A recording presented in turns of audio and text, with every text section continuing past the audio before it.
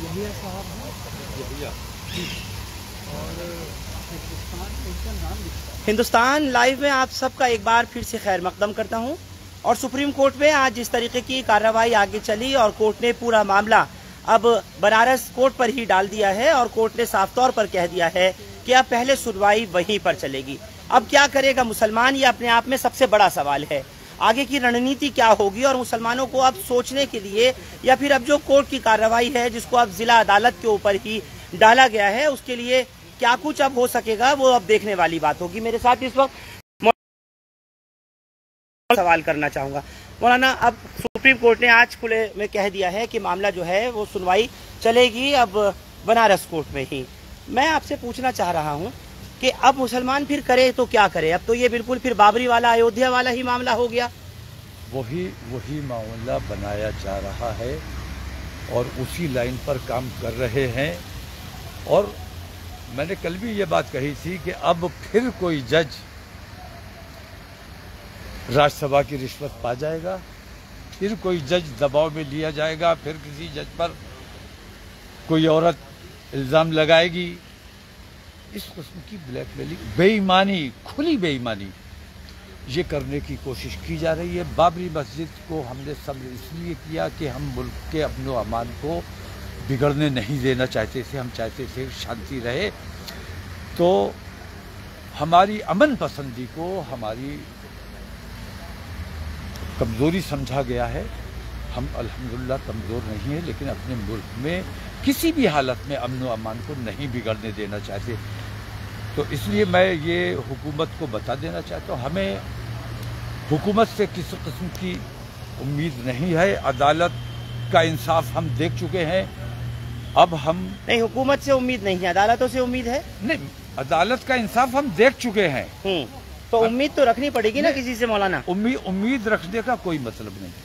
उम्मीद रखने का, अभी सुप्रीम कोर्ट के यहाँ मामला था, सुप्रीम कोर्ट को खुद कुछ फैसला, क्योंकि हिंदुस्तान में एक बेचैनी का माहौल है, उसे आपने जिले की कोर्ट को के सुपुर्द कर दिया।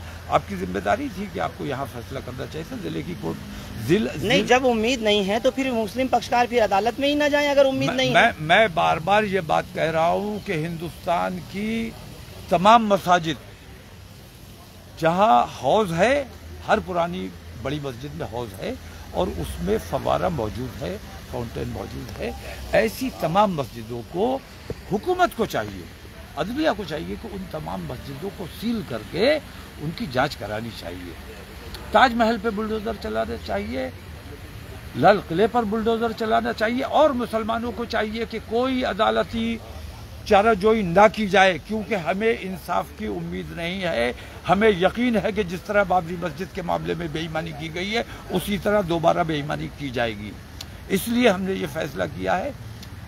उसी सिलसिले में आज हमारी मीटिंग थी और हम इत्तेफाक राय से फैसला करेंगे। हिंदुस्तान गिर पैमाने पर इंशाल्लाह जेल भरो आंदोलन चलाएगा। आपने कहा है कि हम लोग एक तहरीक शुरू करने जा रहे हैं, तो क्या वो तहरीक है? आपने ये भी कहा है कि अब जेल भरो आंदोलन के साथ साथ तो मुत्तहिद तो है नहीं मुस्लिम तंजीमें, मुस्लिम क़यादत, मुस्लिम उलेमा पूरी तरह मुत्तहिद हैं। इस मामले में कहीं कोई न इत्तेफाक़ी नहीं है। तमाम मसालिक और तमाम तंजीमें आपस में मुत्तहिद और मुत्तफ़िक़ हो चुकी हैं कि हमें कोई मुत्तफ़िक़ा राय अमल बनाना है और मुत्तहिद होकर काम करना है। हिंदुस्तान में इस बेईमानी के ख़िलाफ़ हमारे साथ बेईमानी हो रही है, हमें इसकी तकलीफ कम है।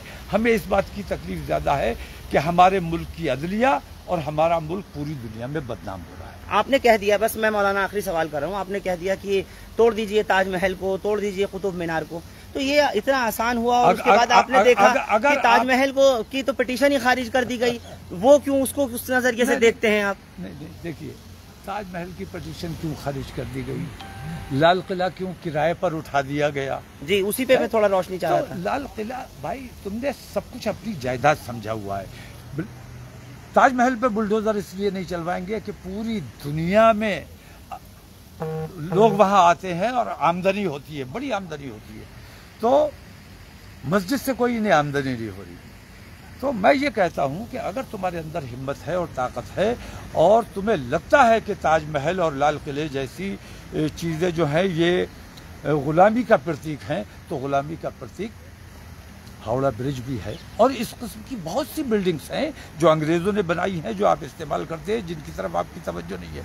मुसलमानों की छोटी छोटी मस्जिदें, मुसलमानों को तकलीफ पहुंचाने के लिए जो आपने तरीक़ा इख्तियार किया हुआ है, इस तरीक़े को अगर आपने तब्दील नहीं किया तो इसके नतायज आपको भुगतने होंगे। हिंदुस्तान का मुसलमान सड़कों पर आएगा, लेकिन इतना इत्मीनान दिला देते हैं कि पूरे अमन पसंद तरीके से आएंगे, हम किसी से झगड़ा नहीं करेंगे, फसाद नहीं करेंगे, या तो हमें गिरफ्तार करो या अपना तरीका दुरुस्त करो। तो आपको ये लग रहा है मुस्लिम तंजीमें साथ देने के लिए आपके तैयार होंगी, या मौलाना तौकीर रजा अलग थलग ही खड़े होंगे और फिर यही बात आएगी जेल भरो आंदोलन में सिर्फ मौलाना तौकीर जा रहे हैं और कोई नहीं जा रहा?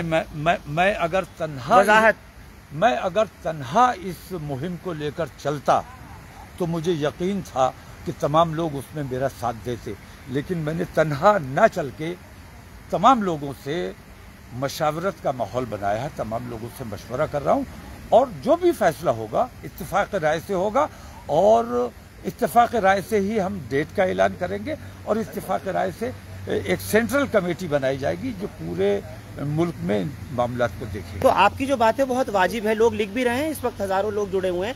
मौलाना, अलग अलग ये मीटिंग्स हो रही हैं, कोई 25 को बुलाता है, कोई 30 को, कोई जमीयत बुलाती है, तो कोई जमात बुलाती है। आपको नहीं लगता कि मुत्तफ़िक़ा तौर पे इस काम को किया जाना चाहिए तौकीर रजा साहब? नहीं, मुत्तफ़िक़ा तौर पर ही होगा। बेचैनी है लोगों में, अब उनको अंदाजा है कि भाई कोई नहीं कर रहा है, लो हम करें, तो बेचैनी है, उस बेचैनी की वजह से वो लोग कर रहे हैं। इसका मतलब ये है कि वो चाहते हैं कि वो, तो जब एक मामला सामने आएगा तो तमाम लोग मुत्तहिद और मुत्तफिक हो जाएंगे। आप सुप्रीम कोर्ट के आज के फैसले को किस नज़र से देखते हैं? मैं किसी हिंदुस्तान की अदलिया, हिंदुस्तान की हुकूमत, बेईमान हुकूमत के दबाव में, इस डर से कि कहीं हम पर कोई इल्ज़ाम न लगा दिया जाए, लालच में, जब अदलिया लालची और बेईमान और खुदगर्ज हो जाए, हमें किसी किस्म के इंसाफ की न जिला अदालत से उम्मीद है, न सुप्रीम कोर्ट से उम्मीद है। मैं क्लियर कट कहता हूं, और इसके लिए मैं जेल जाने को भी तैयार हूं। आपको लग रहा है ज्ञानवापी के बाद में फिर मामला जो है आगे बढ़ता हुआ दिखाई दे रहा है? मथुरा की अदालत का भी आपका बयान भी था, और उसके लिए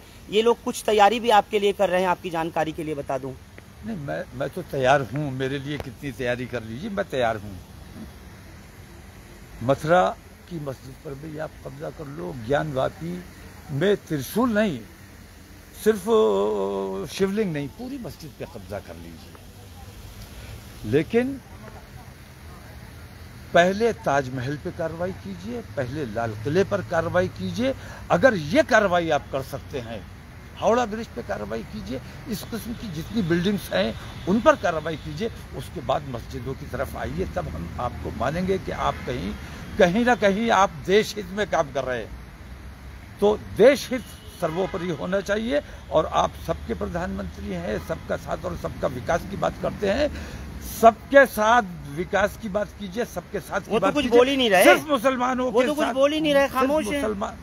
मैंने बताया ना कि महाभारत आपको याद होगी, हाँ, महाभारत याद होगी, उसमें धृतराष्ट्र था जो राजा था देश का, वो खामोश बैठा रहता था, जो हो रहा था वो हो रहा था, उसने कभी हक और नाहक के कुछ बोला ही नहीं, नाहक होता रहा, वो खामोश बैठा रहा।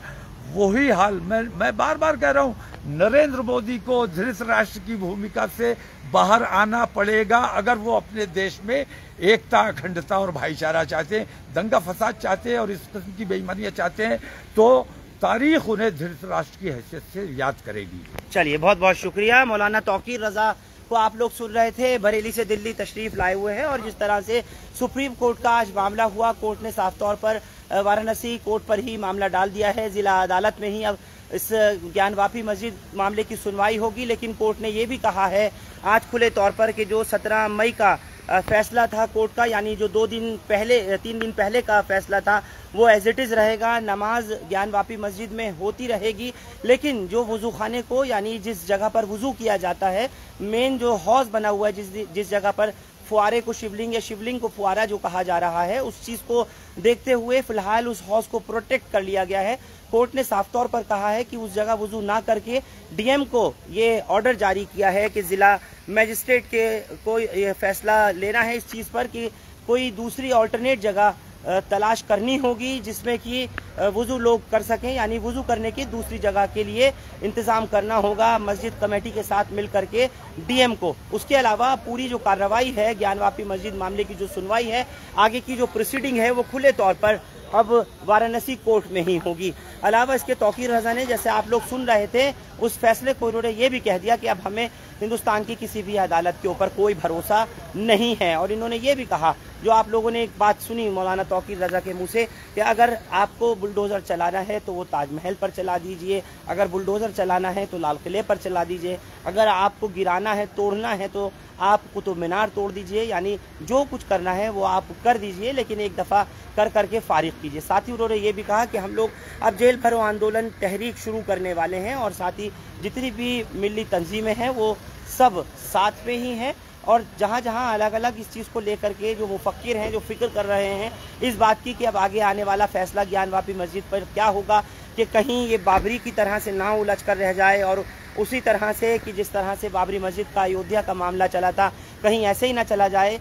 तो उसी चीज़ को देखते हुए इस वक्त फ़िलहाल मुस्लिम पक्ष का, हालांकि जो मुस्लिम पक्ष के वकील हैं सुप्रीम कोर्ट में, उनसे किसी तरह की कोई बात मीडिया से नहीं हुई है आज, लेकिन खुले तौर पर ये बात निकलकर सामने आ रही है कि हिंदू पक्ष के वकील विष्णु शंकर जैन ने जिस तरह खुशी का इजहार करके कहा है कि अब मामला जो है वो वाराणसी कोर्ट में चलेगा, लिहाजा पूरी तरीके से अब नज़रें सबकी कोर्ट पर होंगी। सुप्रीम कोर्ट में इस मामले की सुनवाई को जुलाई के दूसरे हफ्ते में रखा गया है, लेकिन तारीख क्या होगी उस पर अभी फैसला नहीं किया गया है, तारीख तय नहीं की गई है। समर वेकेशन के बाद में ये बात कही है आज सुप्रीम कोर्ट ने कि एक बार फिर से सुनवाई होगी, तब तक मामला जो है वो उसी तरह से वाराणसी कोर्ट में होगा। लेकिन जिस तरह से कोर्ट कमिश्नर की रिपोर्ट फाइल की गई, जिस तरह से 2-2 GB की 2 वीडियोस बड़ी बड़ी बना करके पूरी वीडियोग्राफी जो की गई, 1000 से ज़्यादा जो फोटोग्राफ पेश किए गए, या सुप्रीम कोर्ट में 300 के लगभग पन्नों पर जो मुश्तमिल रिपोर्ट थी उसको पेश किया गया, ये मुस्लिम पक्ष की तरफ से लगातार जो दलील है वो दी गई है। और उसके अलावा जो मुस्लिम पक्ष के वकील हैं हुज़ैफा अहमदी, उन्होंने साफ तौर पर कहा है कि जिस तरह से कानून का, यानी 1991 प्लेसेस ऑफ वर्शिप एक्ट का उन्होंने हवाला देते हुए कहा है, और साथ ही ये भी कहा कि इस वक्त कानून की खिलाफ वर्जी भी हो रही है, इस बिना पर कि डायरेक्ट अप्रोच जो है वो यहाँ तक आई है सुप्रीम कोर्ट, पहले वहाँ पर सुनवाई नहीं की गई।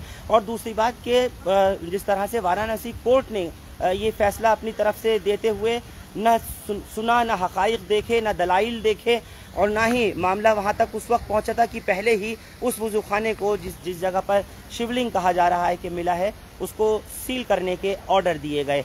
तो कुल मिलाकर के अब आगे देखना यही होगा, और जिस तरह मौलाना तौकीर ने कहा है कि अब आगे की रणनीति जो है उसको तय किया जाएगा सबके साथ मिल करके। और साथ ही उन्होंने ये भी एक कटाक्ष किया है कि कहीं ऐसा ना हो कि कोई किसी औरत की तरफ से सुप्रीम कोर्ट के जज के ऊपर फिर से एक इल्ज़ाम रख दिया जाए या कुछ दबाव बना दिया जाए और उनको भी राज्यसभा की जो कुर्सी है उसको ऑफ़र कर दिया जाए। तो ये तमाम चीज़ें जो हैं वो अभी मौलाना तौकीर रज़ा की हम लोग सुन रहे थे, और इसके बाद अब जो भी होगा वो आगे की कार्रवाई एक तो वाराणसी कोर्ट में और दूसरा सुप्रीम कोर्ट में जुलाई के दूसरे हफ्ते में होगा, जो तय किया जाएगा ज्ञानवापी मस्जिद को लेकर। लेकिन तब तक वहाँ नमाज भी जारी रहेगी और वुज़ू के लिए वहाँ ऑल्टरनेट जगह कोई और दूसरी जगह ढूंढकर तय की जाएगी। आप लोग सुप्रीम कोर्ट ऑफ इंडिया से हमारे साथ इस खबर पर जुड़े आप सबका शुक्रिया। हिंदुस्तान लाइव फरहान याहिया यूट्यूब पर सब्सक्राइब कर सकते हैं और क्लिक कर सकते हैं बेल आइकन हमारी खबर की पहली नोटिफिकेशन के लिए। फेसबुक पर हमारा page Hindustan live Farhan Yahiya follow और लाइक कर सकते हैं। बहुत बहुत शुक्रिया। Thank you for now.